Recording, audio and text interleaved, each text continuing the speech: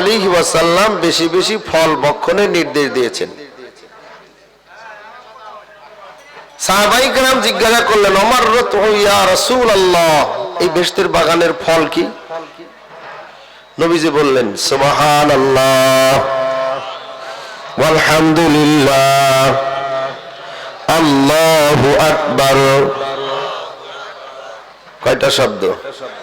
সুবহানাল্লাহ ওয়ালহামদুলিল্লাহ আল্লাহু আকবার। অন্য হাদিসে বলেন লা ইলাহা ইল্লাল্লাহ। তাহলে বোঝা গেল যত আজকার আছে, জিকির আছে, এই জিকির সমূহই হলো বেহেশতের বাগানের ফল। আল্লাহর নবী সাল্লাল্লাহু আলাইহি ওয়াসাল্লাম বলেন, যে ব্যক্তি সুবহানাল্লাহর জিকির করবে তার জন্য জান্নাতে একটা আঙ্গুরের বাগান হবে। বাগানটা যে সুবহানাল্লাহ বলছে তার নামে একবার হয়ে যাবে। এখন বাগান হলো আমার ওখানে, আর ওখানে আমার ঢুকতে দেব না, কেমন কথা? যে বলেন কথা ঠিক না ঠিক? এই মাদ্রাসার পাশের বাড়িতে যা যদি আমি ঢুকি, যে বলি যে সরেন এটা আমার পর, আমি এখানে থাকবো, থাকতে দেবে? আর ওই লোক যদি বিক্রি করে দেয় আমার কাছে, এখন যদি বলে আমাকে বুঝে দেন কতটুকু এরিয়া আমায় দেন, ঘরগুলি বুঝে দেন, দেবে কি দেবে না? জি বলেন, দেবে কি দেবে না? তাহলে এই সাধারণ সমজ, সাধারণ জ্ঞান যার নাই, সে বলবে সুবহানাল্লাহ বলে বেহেশত পাওয়া যায়? তাহলে মুনকারিনে হাদিস, হাদিসটা অস্বীকারীর মধ্যে পড়ে। কি বলেন? হ্যাঁ, গুনাহ আছে, কাফারা দিলে পুরা যায়, বদল হয় না? যে আমার নেকি হয়েছে ঠিক, কিন্তু আবার গুনাহও বেশি করছি, কাটসাট যাইতে যাইতে শেষ পর্যন্ত। আমাদের দেশের গল্প আছে না, যে গুড় কিনতে যায় শেষে বাটিও পাই না, কাঠ দর করে নাই তো, এক পা গুড় নেওয়ার জন্য গেছে, যে বাটিটা নিয়ে গেছে ওটা হলো 600 টাকা বা হাফ কেজি ওজন। এখন উনি তুলে দিছে, গুড় দিছে, এখান থেকে পাল্লা ভারী হয়, তো গুড় নামায়, নামাতে নামাতে নামাতে নামাতে তাও ভারী। কারণ কি জানেন? পাথরের চাইতে বাটি, এই জন্য কাজে বাটিও পাও না।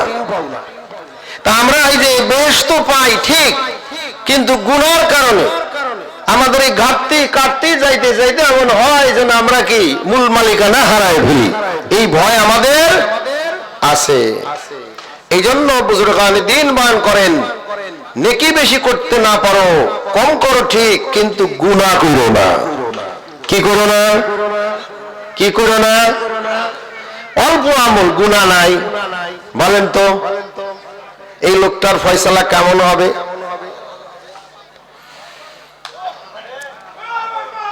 কিতাবের মধ্যে দেখলাম আল্লাহর পয়গম্বরের কাছে এসে একজন মুসলিম কালেমা পড়লেন, ইয়া রাসূলুল্লাহ,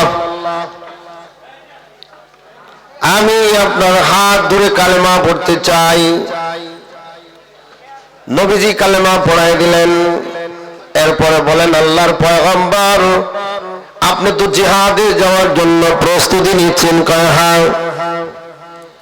আমি গুনাহগার, কালেমা বললাম, মুসলমান হলাম, আমি কি আপনার সাথে যুদ্ধের ময়দানে যাওয়ার অনুমতি পাবো? নবী চেহারার দিকে তাকালেন, জজবা শক্তিশালী জজবা, ইমানটা এত মজবুত হয়ে গেছে, সে যুদ্ধে যাওয়ার উপযুক্ত বটে। নবী বললেন, হ্যাঁ, তোমাকে জিহাদের ময়দানে যাওয়ার অনুমতি দেওয়া হলো। সকালবেলা কালেমা পড়ে জিহাদের ময়দানে শরীক, জোহরের নামাজের আগে এই না মুসলিম শাহাদত বরণ করলেন। নেকি কয়টা তার? নামাজ আছে এক ওয়াক্ত তার, হজ করেছে, জীবনে যাকাত দেওয়ার সুযোগ পেয়েছে, জীবনে যাকাত দেওয়ার সুযোগ পায় নাই, এক ওয়াক্ত নামাজ পড়ার সুযোগ পায় নাই, কাফের অবস্থায় অনেক গুনাহ ছিল, কালেমা পড়েছে তো অতীত গুনাহ সব ছাপ হয়ে গেছে, আমল নামায় কোনো গুনাহ নাই, এখন শুধু একটাই নেকি, জিহাদের ময়দানে যুদ্ধ করার নেকি আমল নামায়। বিনামূল্যে শাহাদাত বরণ করলেন। নবীজি সাল্লাল্লাহু আলাইহি ওয়াসাল্লাম এই হাদিস খানা বর্ণনা করলেন, আখলিস দীনাকা ইয়াকফিকাল আমালুল কলিল। অল্প আমল কি বেশি না কম? ইখলাসের সাথে আমল করো, খাঁটি অন্তর লইয়া আমল করো, আল্লাহ তাআলার রাজি খুশির জন্য আমল করো।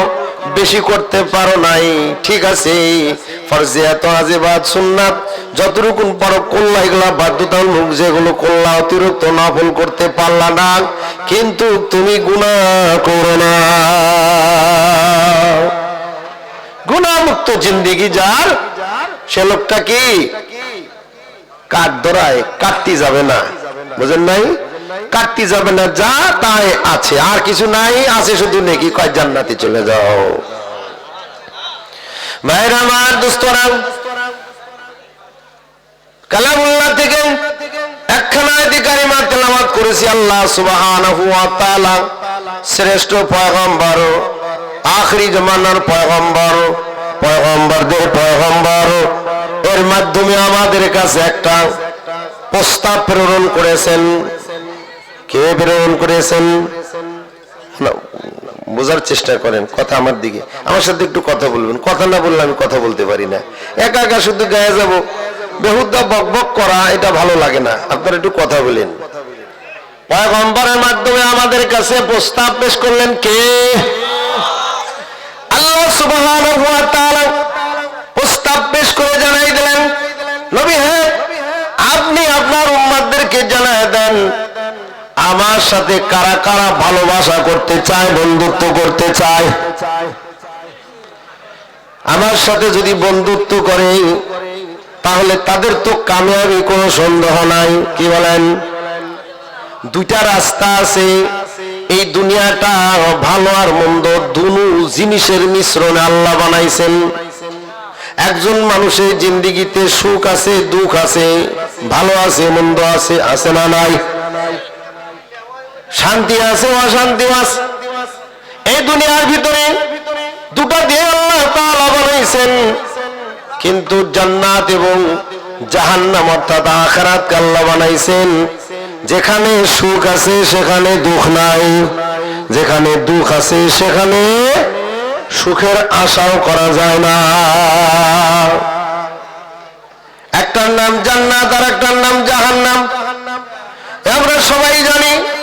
কিন্তু আল্লাহ তাআলার সাথে বন্ধুত্ব যার হয়, আল্লাহ তাআলা যাদের বন্ধু বানায় নেন, এই বন্ধুদের সামনে তিনি ঘোষণা করেন, ওয়ায়াগফির লাকুম যুনুবাকুম, তোমাদের যত অপরাধ আছে না, গুনাহ আছে না, আমি আল্লাহ মাফ করে দিই। কিসের জন্য? বন্ধুত্বের কারণে। কিসের জন্য?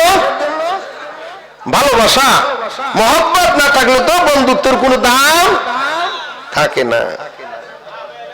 আমার ছেলেটার বয়স 18-19, ও যখন ছোট হাঁটা চলা করতে জানে, তোর মায় তো দিছে কপাল একটা টিপ লাগায়, তাই না? আপনাদের সন্তানদের প্রোগ্রামে যাচ্ছি, ওর একটু কোলে নিয়ে চুমা দিছি। এখন ওর টিপ যে আমার কপালে লেগে আমার টিপ হয়ে গেছে, এটা তো আমি দেখি নাই।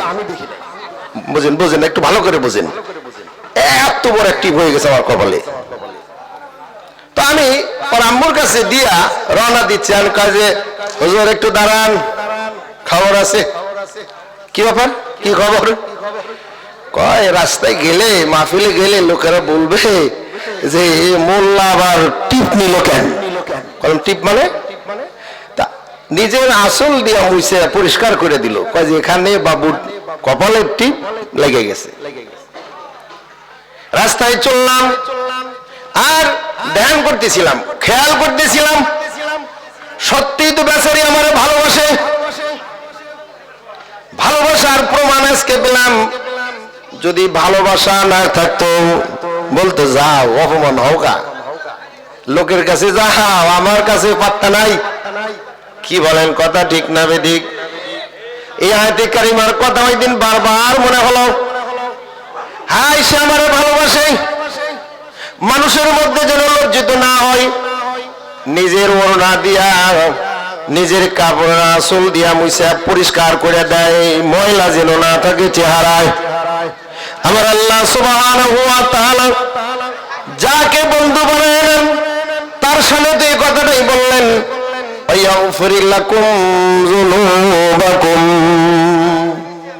তোমাদের যত রকম টিপ আছে, ময়লা আছে, কালি ময়লা আছে, এই অন্তরের মধ্যে আমার বন্ধু হইয়া তোমরা গুনার ময়লা নিয়ে থাকবা, এটা হতে পারে না। এই জন্য আল্লাহ কলবের সব গুনাহগুলি ধুয়া মুছা পরিষ্কার করে দেয়। মুছা পরিষ্কার করে দিছে। কয়টা আছে গুনাহ? কয়টা আছে? নাই। আবার বলে কি, তোমাদের এই বিশ্বাসটা যেন না হয়, বোধ হয় কিছু মাফ করে দিছে, আর কতবার মাফ করবে, গুনাহ তো অনেক। এই কথাটা মনে করো না। বলেন আল্লাহু গফুরুর রহিম, আল্লাহ অধিক ক্ষমাশীল, আবার রহিম, দয়ালু। তাফসীরে কিতাবে পড়েছিলাম মাল ফারকু বাইনার রহমান ওর রহিম। সূরা ফাতিহার ভিতরে আছে না আর রহমানির রহিম, দুটো তো একই হরফ, একই মাদ্দা, রাহা মিম মাদ্দা থেকে তৈরি, দুটার অর্থই হলো দয়া। তাহলে দুইটার মধ্যে পার্থক্য কি? কয় দুনিয়ায় দয়া করা আর আখিরাতে দয়া করা, দুটার মধ্যে পার্থক্য আছে, আছে না নাই? মহা বিপদের দিন মাফ করে দেওয়া, দয়া দেখানো, এটা হলো অনেক বড়। এই দুনিয়ায় মাফ করে দিছে আলহামদুলিল্লাহ, আবার গুনাহ করে ফেলছে, কিন্তু ওই পাশে যাওয়ার পর যদি দয়া করে, রহম করে, তাহলে আর বান্দার উপরে কখনো রাগ হবে না। এখানে আল্লাহ তাআলা বলেন আল্লাহু গফুরুর রহিম।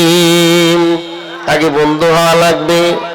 বন্ধুর প্রস্তাব দিছেন, বন্ধু হতে কি করা লাগবে? মাঝখানে একটু ফাঁকা মনে হয়, একটু কয়েকজন আসেন তো কোনার থেকে, সেখানে পরিবেশটা সুন্দর করে আসেন, আওয়াজ দেব না। স্টেজের পিছনে যারা কাজ করছে ইশারায় কাজ করবো, কথা বা আওয়াজ বেশি হচ্ছে, একটু আওয়াজ কমা দেই, একটু জিকির করি লা ইলাহা ইল্লাল্লাহ, লা ইলাহা ইল্লাল্লাহ, লা ইলাহা ইল্লাল্লাহ মুহাম্মাদুর রাসূলুল্লাহ সাল্লাল্লাহু আলাইহি ওয়াসাল্লাম। কি করলে আল্লাহর বন্ধুত্ব পাওয়া যায়, আল্লাহর বন্ধু হওয়া যায়? আল্লাহ তাআলা প্রস্তাব দিলেন, এই দুনিয়ার বুকে শ্রেষ্ঠ পয়গম্বর জনাবে মুহাম্মদুর রাসূলুল্লাহ সাল্লাল্লাহু আলাইহি ওয়াসাল্লামের জবান দিয়া ঘোষণা দেওয়ালেন, পাঠ করে শোনালেন আমাদের। কি বলেন? মানব জাতির উদ্দেশ্যে তিনি কথা বললেন। কি বললেন?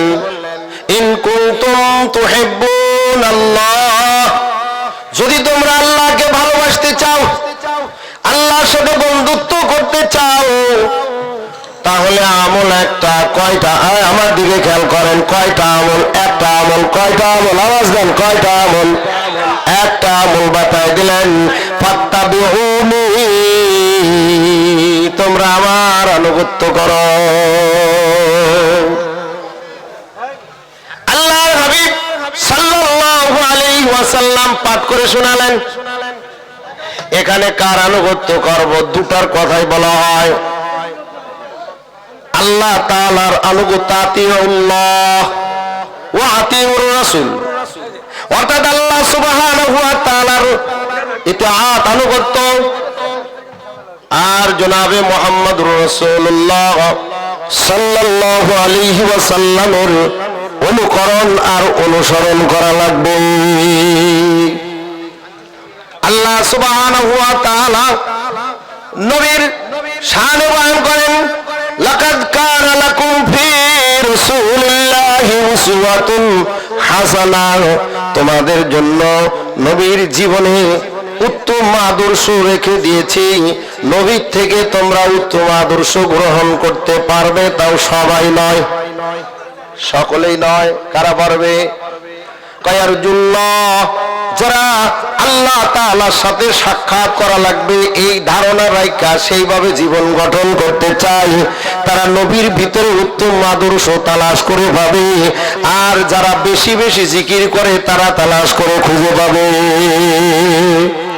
অন্যরা মনে করবে আমাদের মতনই একজন নেতা ছিলেন, তিনি আমাদের মাঝে একজন নেতা ছিলেন মাত্র, কিন্তু তার ভিতরে উত্তম আদর্শ আছে, এটা তারা তালাশ করে খুঁজে পাবে না। তাদের জন্যই আল্লাহর হাবিবের মধ্যে উত্তম আদর্শ খুঁজে পাওয়া সম্ভব। কারা? ইয়ারজুল্লাহ, যারা আল্লাহর সাথে সাক্ষাতের আশাবাদী আশা রাখে তারাই। ভাইরা আমার, দোস্তরা, কিছু বলেন বলেন, জি বলেন, মাইক দেন। দর্শক আল্লাহুম্মা সাল্লি আলা সাইয়্যিদিনা মুহাম্মদ সাল্লাল্লাহু আলাইহি ওয়াসাল্লাম। কি বলেন, কথা ঠিক না ঠিক? একটু জিকির করি, লা ইলাহা ইল্লাল্লাহ, জোরে লা ইলাহা ইল্লাল্লাহ, লা ইলাহা ইল্লাল্লাহ, লা ইলাহা ইল্লাল্লাহ। সবাই জবান খুলে লা ইলাহা ইল্লাল্লাহ, লা ইলাহা ইল্লাল্লাহ মুহাম্মাদুর রাসূলুল্লাহ সাল্লাল্লাহু আলাইহি ওয়াসাল্লাম। আল্লাহর হাবিব সাল্লাল্লাহু আলাইহি ওয়াসাল্লামের অসংখ্য অগণিত হাদিস থেকে একখানা হাদিস পাঠ করেছি। চেনা চেনা মনে হইতেছে। আমি আব্দুল হাকিম। আচ্ছা, বাড়ি কোথায় আপনার? শাহজাদপুর। দেখাও ইনশাআল্লাহ। আল্লাহুম্মা সাল্লি আলা সাইয়্যিদিনা মুহাম্মদ, আল্লাহুম্মা সাল্লি আলা সাইয়্যিদিনা মুহাম্মদ। আল্লাহর হাবিব সাল্লাল্লাহু আলাইহি ওয়াসাল্লামের একখানা হাদিস আমি বর্ণনা করব, হুজুর আসবেন, চলে আসবেন অল্প সময়ের মধ্যেই। তো একটু মনোযোগের সাথে শুনেন। নবী বলেন কি, লা ইউমিনু আহাদুকুম হাত্তা আকুনা হাব্বা ইলাইহি মিন ওয়ালিদিহি ওয়া ওয়ালাদিহি ওয়ান নাসি আজমাইন। তোমরা ততক্ষণ পর্যন্ত পূর্ণাঙ্গ মুমিন হতে পারবে না, পূর্ণ মুমিন না হলে তো নাজাত পাওয়া যাবে না। কি বলেন? পূর্ণ মুমিন হওয়া লাগবে, পূর্ণাঙ্গ ঈমানদার হতে হবে। নবী বলেন তোমরা ততক্ষণ পর্যন্ত পূর্ণাঙ্গ ঈমানদার হতে পারবে না যতক্ষণ না আমি নবীকে তোমার ছেলে, মেয়ে, পিতামাতা, অন্নাসে আজমাইন, সমগ্র পৃথিবীর সকল মানুষের চেয়ে আমি নবীকে বেশি ভালো না বাসবে। নবীর ভালোবাসা আমাদের মধ্যে আছে? কার কার ভিতরে আছে? একটু হাত জাগান তো। আল্লাহু আকবার, মাশাআল্লাহ, হাত নামান। আল্লাহ কবুল করুন, বলেন আমিন। যতটুকু না স্যার একটু বাড়াই দিই। কত রকম ভালোবাসা আপনার মধ্যে আমার মধ্যে আছে, এটা আমি আপনি যাচাই কেমনে করব? যাচাই করতে হলে আমাকে সামনে সাহাবায়ে কেরামকে রাখতে হবে। কাকে রাখতে হবে? কারণ সাহাবায়ে কেরাম রিদওয়ানুল্লাহি তাআলা আজমাইন নবীজি সাল্লাল্লাহু আলাইহি ওয়াসাল্লামের পাশে ছিলেন। কোথায় ছিলেন? একদম পাশে থেকে নবীকে কেমনে ভালোবাসতে হয়, নবীর সাথে কেমনে কথা বলতে হয়, নবীর কাছে কেমনে বসতে হয়, তার থেকে কেমনে শিক্ষা গ্রহণ করতে হয়, আমাদের চাইতে তারা বেশি ভালো জানতেন। ঠিক না ঠিক? আওয়াজ দিয়ে বলেন। এবার আসেন, নবীজি সাল্লাল্লাহু আলাইহি ওয়াসাল্লামের সাহাবীদেরকে যদি আমরা সামনে রাখি, তুলনা করে দেখতে পারি যে তারা যেমন ভালোবাসতেন আমরা তার মতন হতে পেরেছি কিনা। আপনারা শুনেছেন বদরের যুদ্ধ, বড় যুদ্ধের ভিতরে বদরটা হলো ইসলামের প্রথম যুদ্ধ। ঠিক না ঠিক? আগে সারিয়া ছোট ছোট যুদ্ধ হয়েছে, কিন্তু বড় যুদ্ধ হলো বদরের যুদ্ধ। এই বড় যুদ্ধে মুসলমানের সৈন্য সংখ্যা কতজন ছিল? কয়জন? 313 জন। বড় যুদ্ধ কিন্তু বুঝেন, বড় যুদ্ধের ভিতরে একটা বদর। মুসলমানের সৈন্য সংখ্যা কত? 313 জন। মায়েরা বোনেরা ভালো করে শুনবেন, মনোযোগ দিয়ে শুনবেন। 313 জনের ভিতরে দুজন ছিল ছোট্ট বাচ্চা।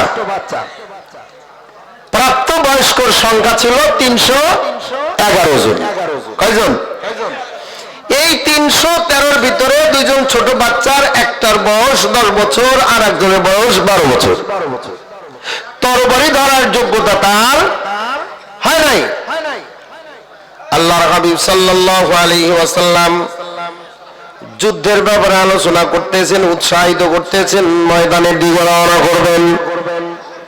ছোট দুটি বাচ্চা ঠিক এই বৈঠকের মধ্যে আলোচনা শুই না যে আবু জেহেল, আবু লাহাব, উতবা, সাইবা, কাফেররা মক্কায় নবীকে বড় কষ্ট দিতেন। তারা আবার ছুটে আসছেন এই মদিনায় নবীকে আক্রমণ করার জন্য, নবীজি সাল্লাল্লাহু আলাইহি ওয়াসাল্লাম প্রতিহত করার জন্য কিছু সংখ্যক সৈন্য নিয়ে রওনা দেবেন। কি আফসোস ছোট বাচ্চা দুটার যে আমরা দুই ভাই যদি নবীর সাথে যুদ্ধে যেতে পারতাম, আবু জেহেল, আবু লাহাবের মোকাবেলা করতাম। বয়স কত? 10। ছোট বাচ্চা দুটি আলোচনা শোনার পর বাড়ি দিকে ছুটে চলেছে ক্রন্দন করতে করতে। বাড়িতে গিয়ে দেখে মা হাত তুলে বুক ফুলা কাঁদতে আসে, চোখের পানি ঝরঝর করে চলছে। ও মা, কেঁদো না, আমরা এসেছি কিছু কথা বলার জন্য। মা শুধু কাঁদছেই কাঁদছে, হাত তুলে দোয়া করতে আছে, মালিক আমার স্বামী যদি বেঁচে থাকতেন, আজকে নবীর দুশমনেরা আক্রমণ করার জন্য আসছে, আমার স্বামীকে যুদ্ধের পোশাক পরায়া তরবারি হাতে দিয়া ঘোড়া সাজাইয়া তারে যুদ্ধে পাঠায় দিতাম, কিন্তু তিনি নাই। আমি যদি নবীজির অনুমতি পেতাম নারীদের যুদ্ধের ময়দানে যাওয়ার, তাহলে আমি নিজেই সজ্জিত হয়ে যেতাম, কিন্তু নবীজি মেয়েদের অনুমতি দেন নাই। 3 নাম্বার, আমার যদি মাল থাকতো প্রত্যেক মুজাহিদের জন্য আমি তরবারি কিনা, ঘোড়া কিনা তাদের উপহার দিতাম, কিন্তু তাও আমার ঘরে নাই।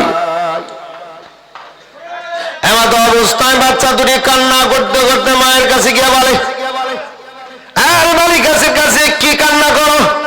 কান্না বন্ধ করো, আমাদের সময় কম, আমাদের কিছু কথা শোনো। কেন বেটা, আমি কাঁদবো না তো কি করবো? তোমরা তো ছোট। বড়টাকে ধইরা ছোটটাকে আগে ধইরা বলতেছে, বাবা তোমাকে 10 মাস পেটের মধ্যে ধারণ করেছি, 2 বছর দুগ্ধ পান করাইছি, লালন পালন করতে আমার অনেক কষ্ট হয়েছে, তুমি কি আমার একটা মনের আশা পুরা করতে পারবে? কি মা, ওই ছেলেরা যে আবেদন নিয়ে গেছে মা, সে কথাটাই বলতে আছে, নবীজিকে বড় কষ্ট দিয়েছে, আবার কষ্ট দেওয়ার জন্য ছুটে এসেছে। ও বাবা, তুমি কি পারো নবীর চির দুশমন আবু জেহেলকে খতম করতে পারবে?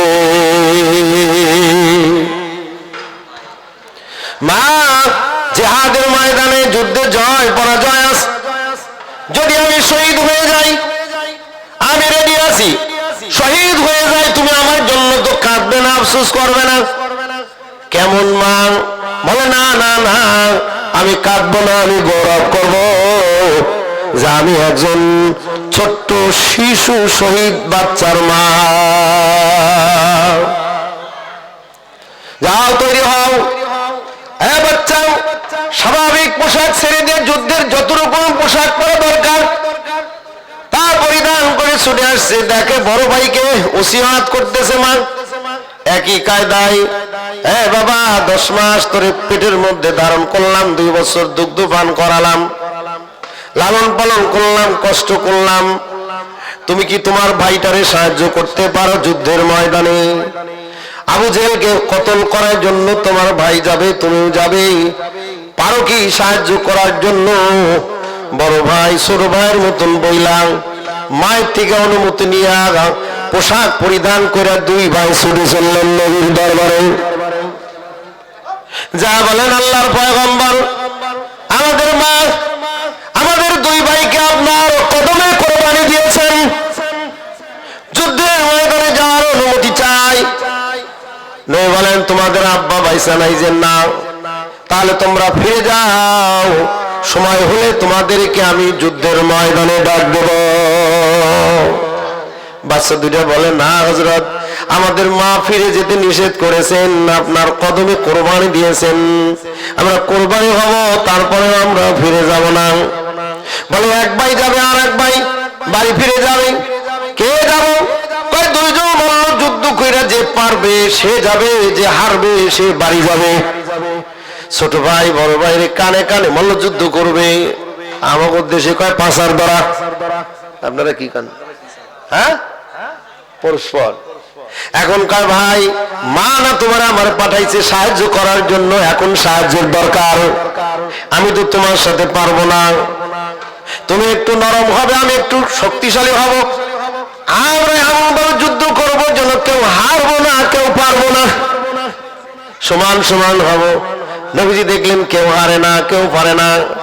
এরপরে নবী বললেন উচ্চতা যার তাকে নেব, আর যে নিচু তারে বাড়ি বাঁধাবো। দুই ভাই ফিতা দিয়ে মাপার সময় দাঁড়ায় কানে কানে কয় নিচু হয়েও আমি একটু উঁচু হব। একজন নিচু হয় আর একজন বৃদ্ধ পায়ের বৃদ্ধ আঙ্গুলের উপরে ভর দেওয়া উঁচু হয়। নবী মুস্কি মুস্কি হাইসা বুঝলেন এদের মধ্যে জজবা আছে, ইমানি শক্তি আছে। কি আছে? কি আছে বলেন? ইমানি শক্তি। কেন বুঝলেন? নবীর ভালোবাসা। নবী যুদ্ধের ময়দানে যাবে, নবীকে কষ্ট দিয়েছে আবু জেহেল আবু লাহাব, তাদের মোকাবেলা করার জন্য যাবে। কি ভালোবাসা! পূর্ণাঙ্গ ঈমান এদের মধ্যে চলে আসছে। আল্লাহ তাআলা এদের সাহায্য করবেন, অনুমতি দিলেন। যুদ্ধের ময়দানে গিয়া কাতার বন্দী হলেন। গালে রুকমান মায ইবনে জাবাল, ওনার দুই পাশে দুই বাচ্চা দাঁড়ায় গেলেন। এই দুই বাচ্চা দেখা উনি চিন্তা করলেন এত ছোট বাচ্চা, চেহারা তো মুসলমানের সন্তান, এরা অনুমতি পাইল কেমনে? যুদ্ধ করবো নাই, বাচ্চা দুইটারে বাঁচাবো। বাচ্চা দুইটা বলে চাচা যান একটু কি বলবেন ওই দিকে দাঁড়ানো কাফের সৈন্যের মধ্যে আবু জেহেল কোন ব্যক্তির নাম?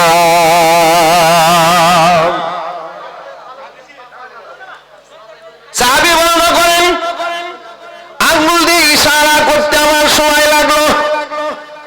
দুই পাশ থেকে উসমান মিন আসাফিরিল জান্নাহ, এই জন্য জান্নাতের দুইটা চড়ুই পাখি উড়ে গেল। এখন উড়াল দিয়ে চলে যাচ্ছে। ওইদিকে আবু জেহেলের লোকেরা বলে আমরা কি আক্রমণ করবো? যে না, ছোট্ট বাচ্চা, আক্রমণ করো না, ওদেরকে আক্রমণ করলে ওরা মারা যাবে, আমরা ওদের দরকার নাই, দরকার ওদেরকে বন্দি করে ওদের বাবা মা আত্মীয় স্বজনকে নিয়ে আসবো, ওদের বন্দি করো। আবু জেহেল যে ঘোড়ার উপরে সওয়ার হয়েছিল, ওরা ছোট্ট ভাই তরবারি নিয়ে এই ঘোড়ার উপরে নাগালে পাবে না, কিন্তু ছুটে গেছে ময়দানে। দোস্তরা আর বন্ধুরা, দুই ভাই তরবারি এমন কায়দা ধরছে আবু জেহেলের নাগাল পাওয়া যাবে না, কিন্তু ঘোড়ার সামনের দুটি পা কেটে দেব। যেমন কথা তেমন কাজ, এত জোরে আঘাত করছে, ঘোড়ার দুই পা ভেঙ্গে কেটে হুমড়ি খেয়ে আবু জেহেল পড়ছে, তো আক্রমণ শুরু হয়ে গেছে। ওই মুহূর্তে মরে নাই, তার নিয়ে অন্যত্র নিরাপদ আশ্রয় যখন যাওয়া হলো, গর্ব করতে লাগলো এই জাতি তোমরা কি চেনো কাকে হত্যা করছে? আমি দুনিয়া ছেড়ে চলে যাচ্ছি এমন নেতার বাবা না। ঠিক ওই আঘাতেই সে দুনিয়া ছেড়ে জাহান্নামের অতল গহীনে চলে গেছে। দোস্তরা আমার বন্ধুরা, নবীর ভালোবাসা কাকে বলা হয়? এই ছোট্ট দুটি বাচ্চাকে যেই মা পাঠায় দিছে, মায়ের কলিজাটার মধ্যে ঈমান কত শক্তিশালী, এই বাচ্চা দুটির সিনার মধ্যে কেমন ভালোবাসা, নবীর ভালোবাসা সেট হয়েছে আর ফিট হয়েছে, যার কারণে তারা এই যুদ্ধের ময়দানে গিয়া অত বড় ক্ষমতাসীন ব্যক্তিরে কতল করতে পারছে। আল্লাহ তাআলা বলেন ওয়াল্লাযীনা জাহাদু লাহুম সুবুলানা ওয়া ইন্নাল্লাহা লামাআল মুহসিনিন। যারা মুজাহাদা করে আগায়, এরা আগাইতে থাকে, শক্তি যোগান দেন কে? আওয়াজ দিয়ে বলেন কে? আল্লাহ সুবহানাহু ওয়া তাআলা তাদেরকে শক্তি দিয়ে থাকেন। এখন এইবার বুঝি আমার কলিজার টুকরা সন্তান এই দলেশ্বর মাদ্রাসায় দেব, আমরা কম্বলের নিচে থাকি, খাটে থাকি, আর ওরা ফ্লোরে শুয়ে থাকবে, এটা কি হয়? কি বলেন? কি বলেন? এটা না আরো পাশের মাদ্রাসা, আপনি যে মহল্লা সেই মাদ্রাসায় দিলে তো দিতে পারেন, কিন্তু দেই না কি কারণে? আরে ওরা এই মৌলবি হয়ে করবে কি? আরে মৌলবি হয় কি করবে? মৌলবি হয় তোমার জানাজা করাবে, মৌলবি হয় আর নামাজের পরে হাত তুলে দোয়া করবে, রব্বির হামহুমা কামা রব্বায়ানি সগীরা। আল্লাহ ছোটবেলায় আমাদের যেমন দয়া করে লালন পালন করছে, তুমি আমার আব্বা আম্মাকে ওরকম লালন পালন করো, ওরকম দয়া করো। সুবহানাল্লাহি বিহামদি। এই কলিজার টুকরা সন্তান দোয়া করতে যে সময় লাগে, মালিকের দরবারে কবর হইতে সময় লাগে না। কবরটা জান্নাতের বাগান হয়ে যাবে। ইঞ্জিনিয়ার বানাবো, ডাক্তার বানাবো, কোটিপতি হবো, তোমার লাভ কি? তুমি কয় টাকা নিয়ে যাইবা? তোমার কাফনে তো পকেট নাই, নিয়ে যাইবা? না না না, কিছুই নিতে পারবা না, সব রাইখা চলে যাওয়া লাগবে। ওই সন্তান কোটি কোটি টাকা উপার্জন করবে, 3 প্লেট ভাত খাবে, তুমি না হয় ছোট মাছ দিয়ে খাবে, ও না হয় বড় বোয়াল মাছ দিয়ে খাবে।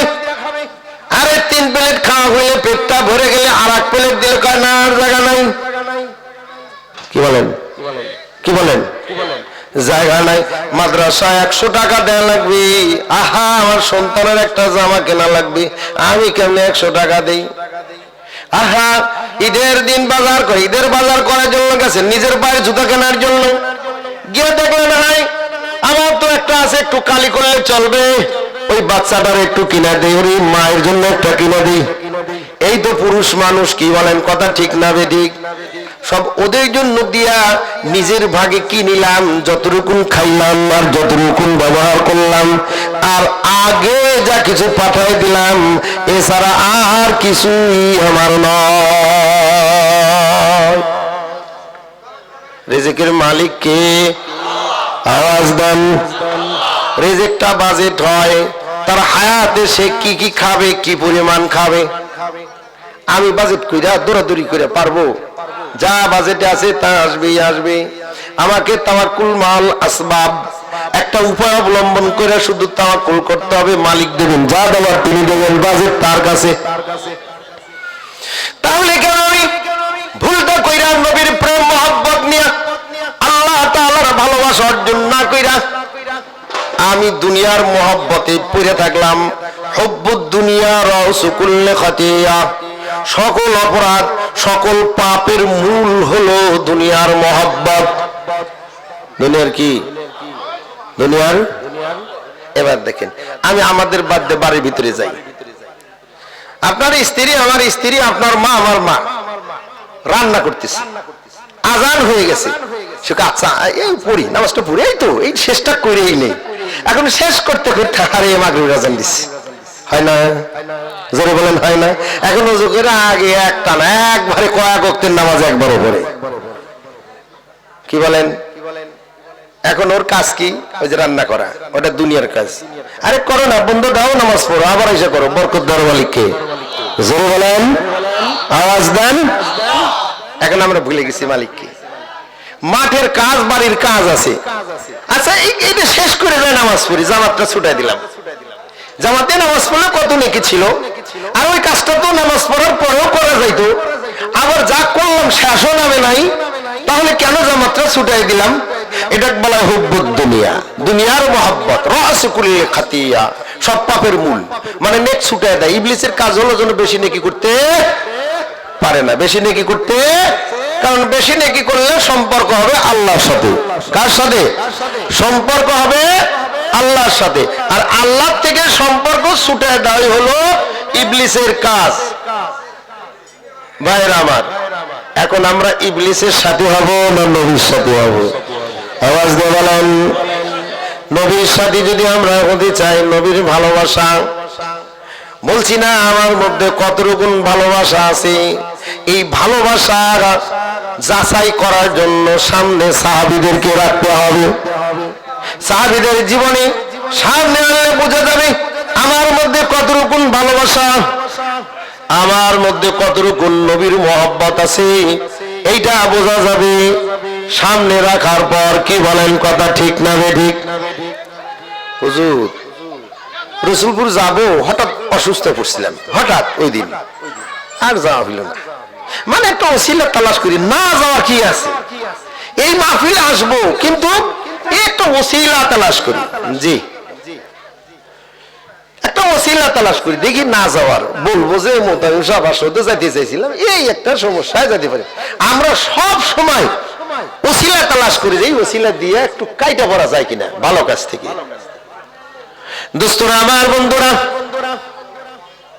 কিন্তু সাহাবায়ে কেরাম রিদওয়ানুল্লাহি তাআলা আজমাইন তারা ওজুহাত তালাশ করতেন, কোন ওজুহাতে আগে মসজিদে যাওয়া যায় এটা তালাশ করতেন। আমরা উল্টো করে ফেলছি, কোন ওজুহাতে দিন জিন্দা হয়, জিন্দা করা যায়। ইতিহাস পড়লাম আরবি সাহিত্যে, দাওয়াতুল ইসলাম ফিল বাংলাদেশ, বাংলাদেশে ইসলামের দাওয়াত কেমনে আসলো? তুজ্জারুল আরব, আরব বণিকদের মাধ্যমে প্রথম দাওয়াতি কাজ বাংলায় আসে। কাদের মাধ্যমে? আরব বণিকদের মাধ্যমে বাংলাদেশে ইসলামের দাওয়াত আসে। বণিকের ব্যবহার সুন্দর, বণিকের কথাবার্তা সুন্দর, লেনদেন সুন্দর, এত সুন্দর লেনদেন অন্য কোনো ব্যবসায়ীর নাই, এত সুন্দর কথাবার্তা আচার ব্যবহার অন্য ব্যবসায়ীদের মধ্যে নাই। এই যে এলাকায়, সমুদ্র এলাকায়, আমাদের দেশে আসছে সামুদ্রিক এলাকাগুলিতে জাহাজে তারা এসেছিল, ওই এলাকার মানুষেরা জিজ্ঞাসা করে আপনারা কারা, কোন জাতি? আমরা মুসলমান। আমরা কি? আরে মুসলমান জাতি এত সুন্দর, আপনারা কোন আদর্শে আদর্শবান? আমরা হলাম এমন আদর্শে আদর্শবান, আল্লাহ তাআলা আমাদের জন্য একখানা কিতাব পাঠাইছেন, এই কিতাবটা হলো আমাদের পয়গম্বরের জিন্দেগি, জীবনী, আর আমরা ওই পয়গম্বরের জীবনী দেখা দেখা আমল করার চেষ্টা করি। ওইরকম একটা কিতাব আমাদের দেয়া যায় না? ওইরকম কিতাব সবে মাত্র হাতে লেখা কিছু কিতাব, কোরআন এলাকায় এলাকায় প্রশাসনিক কর্মকর্তাদের কাছে দেওয়া হয়েছিল সেই জামানায়। এই বণিকদের ব্যবহারে কোরআনের পাতা এনে দিতেন, এই অল্প একটু নাও, এটা একটু পড়ো, জানো, বোঝো। কোরআনের কাছে গেছে, হেদায়েত পাওয়া শুরু হয়েছে। আল্লাহ তো বলেন হুদাল লিল মুত্তাকিন, কোরআন মুত্তাকিদের হেদায়েত দেবে। আল্লাহ তাআলা আমাদেরকে সাহাবাওয়ালা জিন্দেগি, নবীদের আদর্শওয়ালা জিন্দেগি গঠন করার তৌফিক দান করুন। আখির দাওয়ানা আলহামদুলিল্লাহি রাব্বিল আলামিন। লিল্লাহি তাকবীর, একটু আওয়াজ দিয়ে বলেন লিল্লাহি তাকবীর। দিন ইসলাম, দিন ইসলাম। আজকের মাহফিলের দ্বিতীয় বক্তার আগমন, শুভেচ্ছা স্বাগতম। রসুলপুরের খাদেম সাহেব হুজুরের আগমন, লিল্লাহি তাকবীর। তো আলহামদুলিল্লাহ, আপনাদের কাছে আবার মাইকের আওয়াজ যতদূর যাচ্ছে, অত্র এলাকার সকল মুসলমান ভাইদেরকে দৃষ্টি আকর্ষণ করে বলছি, আজকের যিনি প্রধান মেহমান যারা আসছেন, এখানে আমরা কেউ দীর্ঘ রাত্রি বয়ান করি না। এমন কিছু শ্রোতা দূর থেকে আসছে যারা দীর্ঘ রাত্রি বয়ান শোনেও না। কথা ঠিক না ঠিক? সেই কোথায় গুলটা, কোথায় তারাস, কোথায় সেই নওগাঁ ইউনিয়ন বা বিভিন্ন ওই যে সেদিকে আছে মাগুরা ইউনিয়ন, দূর দূরান্ত থেকে আসছে, বারোহাঁস থেকে আসছে, এরা রাত্রি চলে যাবে, দীর্ঘ রাত্রি করবে না। এদিকে সোনাখরা এসব এলাকার থেকে আসছে। কাজে এলাকাবাসীকে আহ্বান করছি, আমাদের এই মাহফিল দীর্ঘ রাত্রি হবে না। কিছুক্ষণ আলোচনা করার পরে আজকের মাহফিলের যিনি প্রধান মেহমান, প্রধান আকর্ষণ আল্লামা রসুলপুরি, তিনি মঞ্চে তাশরীফ আনবেন। তার আগমনের পূর্বক্ষণ পর্যন্ত আপনাদের সম্মুখে গুরুত্বপূর্ণ আলোচনা রাখবেন বাংলাদেশ জামিয়াতুস সালেকিনের ভারপ্রাপ্ত নাযিম, রসুলপুর দাওরায়ে হাদিস মাদ্রাসার সহসভাপতি রসুলপুর আল্লামা রসুলপুরি রহমাতুল্লাহি আলাইহি, তার দীর্ঘ সময়ের সফরসাথী আলহাজ হযরত মাওলানা আবু বকর সিদ্দিক সাহেব, খলিফায়ে রসুলপুর, তিনি আলোচনা করবেন। আমি ভাইকে তার আলোচনা করার জন্য সবিনয় অনুরোধ রেখে আমি এখানে শেষ করছি। আসসালামু আলাইকুম ওয়া রাহমাতুল্লাহি ওয়া বারাকাতুহু।